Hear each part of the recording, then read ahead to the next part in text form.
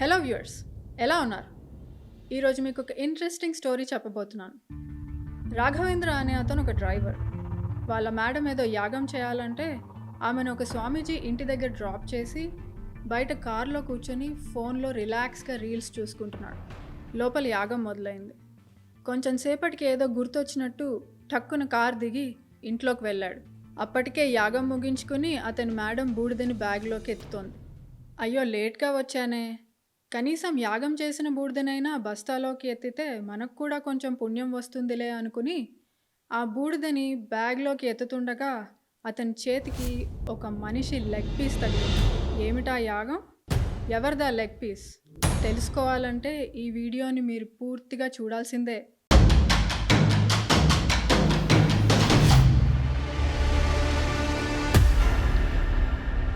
ఇలాంటి మరిన్ని interesting videos కోసం మన ఛానల్ని వెంటనే సబ్స్క్రైబ్ చేసుకోండి.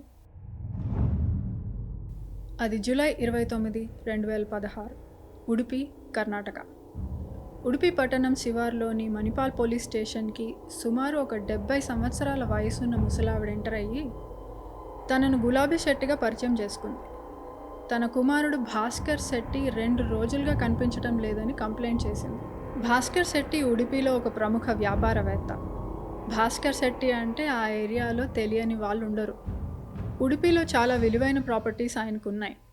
ఉడిపిలోని దుర్గా ఇంటర్నేషనల్ హోటల్స్, సౌదీ అరేబియాలో చైన్ ఆఫ్ సూపర్ మార్కెట్స్, ఇలా పలు వ్యాపారాలు ఆయన సొంతం. అలాంటి సంపన్నుడైన భాస్కర్ అదృశ్యమయ్యాడన్న వార్త విని పోలీసులు అలర్ట్ అయ్యారు. వెంటనే కేసు నమోదు చేసి దర్యాప్తు ప్రారంభించారు. మొదట డబ్బు కోసం కిడ్నాప్ చేసి ఉంటారని భావించిన పోలీసులు డబ్బు కోసం ఏదైనా కాల్ వచ్చిందా అని అతన్ని తల్లిని అడగగా దాని గురించి తనకు తెలియదని చెప్పింది. దానితో భాస్కర్ భార్య రాజేశ్వరిని విచారించాలనుకున్నారు. ఆమె చెప్పిన విషయాలు పోలీసులని షాక్కి గురి చేశాయి. భాస్కర్కి సౌదీలో ఒక నర్స్తో అక్రమ సంబంధం ఉందని, వారికి 3 ఏళ్ల కూతురు కూడా ఉందని చెప్పింది. మొదట కిడ్నాప్ కేసుగా భావించిన పోలీసులకు అయోమయం మొదలైంది. అక్రమ సంబంధం కారణంగా ఇంట్లోంచి చెప్పకుండా వెళ్ళిపోయి ఉంటాడని భావించారు. మెల్లిగా రూమర్స్ మొదలయ్యాయి. భాస్కర్కి ఎఫ్ఐఆర్ ఉండడం వలన ఇంట్లో తెలియకుండా ప్లాస్టిక్ సర్జరీ చేయించుకుని మొహం మార్చుకుని ఇక్కడే ఎక్కడో ఉంటున్నాడని ప్రజలు అనుకోవడం మొదలుపెట్టారు. 52 సంవత్సరాల వయసున్న భాస్కర్కి భార్య రాజేశ్వరి మరియు 20 ఏళ్ల కుమారుడు నవనీత్ ఉన్నారు. సౌదీ అరేబియాలో సూపర్ మార్కెట్స్ ఉండడంతో తరచూ సౌదీకి వెళ్ళి అక్కడ కొంతకాలం ఉండేవాడు. తరచూ విదేశాలకు వెళ్ళినప్పుడు ఉడిపిలోని హోటల్, ఇతర ఆస్తులను ఆయన భార్య చూసుకునేది. చాలా కాలం తరువాత వారికి నవనీత్ అనే అబ్బాయి పుట్టాడు. కానీ అతను తరచుగా అనారోగ్యానికి గురవుతూ ఉండేవాడు. రాజేశ్వరి డాక్టర్లకి, స్పెషలిస్టులకి చూపించింది. కానీ శాశ్వత నివారణ దొరకలేదు. దాంతో ఆమె వైద్యుల వద్దకు వెళ్లకుండా ఒక జ్యోతిష్యుణ్ణి సంప్రదించింది. అప్పటి నుంచి కొడుకు అనారోగ్యం నుంచి కోలుకోవడం ప్రారంభించాడు. ఈ టైంలో అంటే మే 2016లో భాస్కర్ సౌదీ అరేబియా నుండి భారతదేశానికి తిరిగి వచ్చాడు. అలా వచ్చినవాడు ఇంటికి రాకుండా దుర్గా ఇంటర్నేషనల్ హోటల్లో దిగి అక్కడే ఉండడం ప్రారంభించాడు. ఇలా హోటల్లో ఉంటున్నప్పుడు 2016 జూలై 28 నుంచి భాస్కర్ అకస్మాత్తుగా కనిపించకుండా పోయాడు. భాస్కర్ సాధారణంగా ఉడిపిలోనే వేరే ఇంట్లో ఉంటున్న తన తల్లికి డైలీ ఫోన్ చేసేవాడు. ఆ రోజు ఫోన్ చేయకపోయేసరికి అతని తల్లి అతనికి ఫోన్ చేసింది. కానీ ఫోన్ కలవలేదు. మరుసటి రోజు తిరిగి ఫోన్ చేసినా సమాధానం లేదు. దీంతో తన తల్లి తీవ్ర ఆందోళనకు గురై తన కుమారుడికి ఏదో అయిందని ఆవేదన వ్యక్తం చేసింది. వెంటనే పోలీస్ స్టేషన్కి వెళ్ళి అదృశ్యంపై ఫిర్యాదు చేసింది. ఫిర్యాదు అందిన వెంటనే రంగంలోకి దిగిన పోలీసులు భాస్కర్ సౌదీ వెళ్ళాడా అని ఆరా తీశారు. ఆ ఎంక్వైరీలో భాస్కర్ కంటే ముందు అతని పాస్పోర్ట్ మాయమైందని రిపోర్ట్ ద్వారా తెలుసుకున్నారు. దీంతో సౌదీ వెళ్ళలేదని నిర్ధారణ అయింది. ఇలా ఉండగా భాస్కర్ తల్లి మరియు ఒక బంధువు ఇచ్చిన సమాచారం దర్యాప్తును సరైన మార్గంలో పెట్టడానికి సహాయపడింది. అక్రమ సంబంధం ఉన్నమాట వాస్తవమేనని, అతను కనిపించకుండా పోవడానికి 1 నెల రోజుల ముందు అతని భార్య రాజేశ్వరి మరియు కుమారుడు హోటల్కి వెళ్ళి భాస్కర్ని కొట్టారని తెలిసింది. దీంతో పోలీసులు రాజేశ్వరిని, నవనీత్ని ప్రశ్నించగా ఆయనకున్న అక్రమ సంబంధం గురించి ప్రశ్నిస్తే ఆ రోజు ఆయన గొడవకి కొట్టారు, దాంతో మేం తిరిగి కొట్టామని చెప్పారు.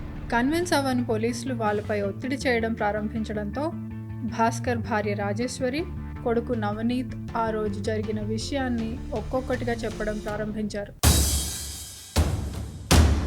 నవనీత్ ఆరోగ్యం కోసం పలు డాక్టర్ల దగ్గరికి తిరిగిన రాజేశ్వరి ఆరోగ్యం నయం కాకపోవడంతో అసంతృప్తి చెంది నిరంజన్ భట్ అనే జ్యోతిష్యుడిని కలిసింది. అతడు మంత్రతంత్ర విద్యలు చేసిన తర్వాత తన కొడుకు కోలుకున్నాడని ఆమె నమ్మడం ప్రారంభించింది. అదే సమయంలో ఆమె కొడుకు కూడా ఇప్పుడు నేను బెటర్గా ఫీల్ అవుతున్నానని చెప్పాడు. అప్పటి నుంచి ఆ జ్యోతిష్యుడి మీద గురి కుదిరింది. నిరంజన్ భట్ని గురువుగా భావించడం మొదలుపెట్టారు. అతని మాటలు భగవంతుని మాటలుగా భావించారు. అప్పటి నుంచి రాజేశ్వరి మరియు ఆమె కొడుకు నవనీత్ తరచుగా జ్యోతిష్యుడిని సందర్శించడం ప్రారంభించారు.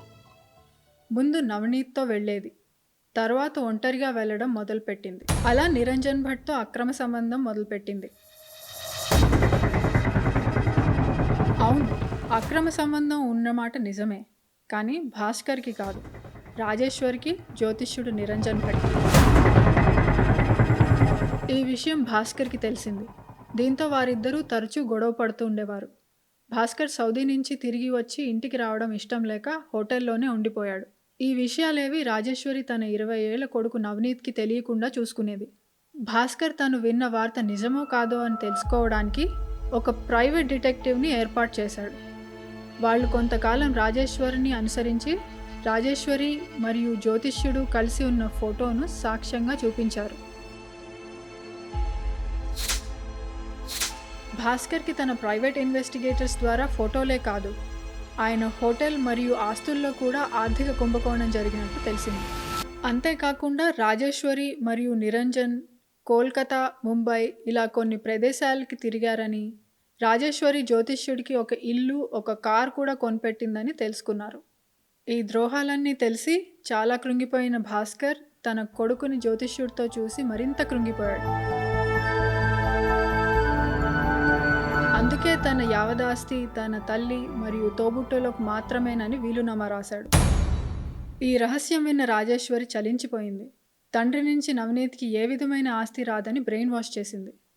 ఇద్దరూ హోటల్ వద్దకు వచ్చి భాస్కర్పై దాడికి దిగారు. భాస్కర్పై దాడికి అసలు కారణం ఇదే. వీలునామా రాయడం వరకు వచ్చింది కాబట్టి అతను సజీవంగా ఉండకూడదని వారు భావించారు. కాబట్టి భాస్కర్ దాన్ని రిజిస్టర్ చేయకముందే అతన్ని చంపేద్దామని నిర్ణయించుకున్నారు. భాస్కర్ భార్య రాజేశ్వరి, జ్యోతిష్యుడు నిరంజన్ భట్, భాస్కర్ కొడుకు నవనీత్ కలిసి ఒక ప్లాన్ ఫైనలైజ్ చేశారు. డేట్ని ఫిక్స్ చేసి భాస్కర్ ఇంటికి వచ్చే వరకు వేచి ఉన్నారు. సాయంత్రం 6 గంటల తర్వాత భాస్కర్ ఇంటికి రాగానే రాజేశ్వరి తనంతట తానుగా అతనితో గొడవ పెట్టుకుంది. కానీ భాస్కర్ పట్టించుకోకుండా స్నానానికి వెళ్ళాడు. స్నానం చేసి బయటికి వచ్చిన భాస్కర్ కళ్ళపై బాత్రూమ్ బయట నుంచున్న రాజేశ్వరి పెప్పర్ స్ప్రే చేయడం మొదలుపెట్టింది. దీన్ని ఊహించని భాస్కర్ ఒక్కసారిగా వెనక్కి పడిపోవడంతో వెంటనే నవనీత్ తండ్రి తలపై రాడ్తో కొట్టాడు. దీంతో అతను స్పృహ తప్పి కింద పడిపోయాడు. కింద పడిన భాస్కర్ నోట్లో విషం పోసి కాళ్ళు చేతులు కట్టేసి బాత్టబ్లో ముంచారు. జ్యోతిష్యుడికి ఫోన్ చేసి పని అయిపోయింది రమ్మని పిలిచారు. నిరంజన్ భట్ వచ్చిన తర్వాత భాస్కర్ చనిపోయాడని నిర్ధారించుకుని చీకటి పడేదాకా వెయిట్ చేసి ఆ రాత్రి మృతదేహాన్ని భాస్కర్ ఇంటికి 36 కిలోమీటర్స్ దూరంలో ఉన్న జ్యోతిష్యుడి ఇంటికి తీసుకెళ్లి అంత్యక్రియలు నిర్వహించాలని నిర్ణయించుకున్నారు. జ్యోతిష్యుడు నిరంజన్ భట్ కేవలం జ్యోతిష్యమే కాకుండా రెగ్యులర్గా యాగాలు, హోమాలు చేస్తుంటాడు. ఆయన ఇంట్లో ఆల్రెడీ యాగానికి ఏర్పాట్లు సిద్ధంగా ఉన్నాయి. భాస్కర్ బాడీని ఆ యాగగుండంలో వేసి నెయ్యి, కర్పూరం, సుగంధ ద్రవ్యాలు, పెట్రోల్ పోసి ఎవరికీ అనుమానం రాకుండా మంత్రాలు పఠిస్తూ యాగం చేయడం ప్రారంభించారు. ఇవేవీ తెలియని వాళ్ళ డ్రైవర్ రాఘవేంద్ర బయట కారులో వెయిట్ చేస్తున్నాడు. యాగం జరుగుతున్నప్పుడు నెయ్యి వాసనకు బదులు చర్మం కాలిన వాసన రావడంతో అనుమానం వచ్చి కార్ దిగి ఇంటి వైపుకు వచ్చాడు. తలుపు తీసి లోపలికి చూశాడు. సడన్గా వచ్చిన రాఘవేంద్రను చూసి ముగ్గురు షాక్ అయ్యారు. నిన్ను ఎవరిక్కడికి రమ్మన్నారు అని నిరంజన్ కోపంగా అరిచాడు. దానికి డ్రైవర్ తనకి వచ్చిన వాసన గురించి చెప్పాడు. దానికి నిరంజన్ కాళీ పూజలు చేస్తున్నామని, అందువలన కాళీకి బలి ఇచ్చేందుకు 7 కోళ్లను యాగగొయ్యిలో వదిలినట్టు చెప్పాడు. రాఘవేంద్ర అది నమ్మి బయటికి వెళ్ళి కారులో ఎదురు చూడడం మొదలుపెట్టాడు. భాస్కర్ మృతదేహం పూర్తిగా దహనమైన తర్వాత మిగిలిన ఎముకలు మరియు బూడిదని సేకరించడం మొదలుపెట్టారు. అప్పుడే రాఘవేంద్ర తిరిగి లోపలికి వచ్చి, నేను కూడా కాళీ పూజలో మీతో పాటు పాల్గొంటాను, నన్ను సాయం చేయనివ్వండి, నాకు కూడా కొంచెం పుణ్యం వస్తుందని చెప్పి వారికి సాయం చేయడం ప్రారంభించాడు. అనుకోకుండా వచ్చిన ఈ సమస్య నుంచి ఎలా తప్పించుకోవాలో తెలియక వాళ్ళు ముగ్గురు ఒకరి మొహాలు ఒకరు చూసుకుంటుండగా రాఘవేంద్ర చేతికి భాస్కర్ కాల్ బోన్ వచ్చింది. అది చూసి షాక్ అయి రాఘవేంద్ర కేకలు వేయడం మొదలుపెట్టాడు. దాంతో రాఘవేంద్ర భయపడి వాళ్ళకి సాయం చేయడం ప్రారంభించాడు. అది చూసిన ముగ్గురు అతడికి విషయమంతా చెప్పి, బయట ఎవ్వరికీ చెప్పొద్దు, చెప్తే నీకు కూడా ఇదే గతి పడుతుందని చెప్పి రాఘవేంద్రని భయపెట్టారు. బూడిద, ఎముకలు, ఇలా యాగానికి వాడిన ఇటుకలు తదితర సామాగ్రిని తీసుకువెళ్ళి సమీపంలోని పల్లి నదిలో విసిరి అక్కడి నుంచి పరారయ్యామని వాళ్ళు ఒప్పుకున్నారు. ఆగస్ట్ 7, 2016న రాజేశ్వరి ఆమె కొడుకుని అరెస్ట్ చేయగా, ఆ మరుసటి రోజు అరెస్ట్ అయిన జ్యోతిష్యుడు తన ధరించిన డైమండ్ చెవిపోగులను మింగి సూసైడ్ చేసుకోవడానికి ప్రయత్నించాడు. హాస్పిటల్కి తీసుకెళ్లి పొట్టని శుభ్రం చేయించి ట్రీట్మెంట్ ఇప్పించారు. ఉడుపి సెషన్స్ కోర్ట్ జూన్ 8, 2021న నిరంజన్ భట్, రాజేశ్వరి, నవనీత్లకు జీవిత ఖైదు విధించింది. రాఘవేంద్రను నిర్దోషిగా విడుదల చేసింది. రాఘవేంద్ర అంటే ఎవరో తెలుసు కదా, అదే లెగ్ పీస్ దొరికిన డ్రైవర్. జబ్బు నయమవుతుందని డాక్టర్ దగ్గరికి వెళ్లకుండా జ్యోతిష్యుడి దగ్గరికి వెళ్తే జీవితం నాశనం అయిపోయింది.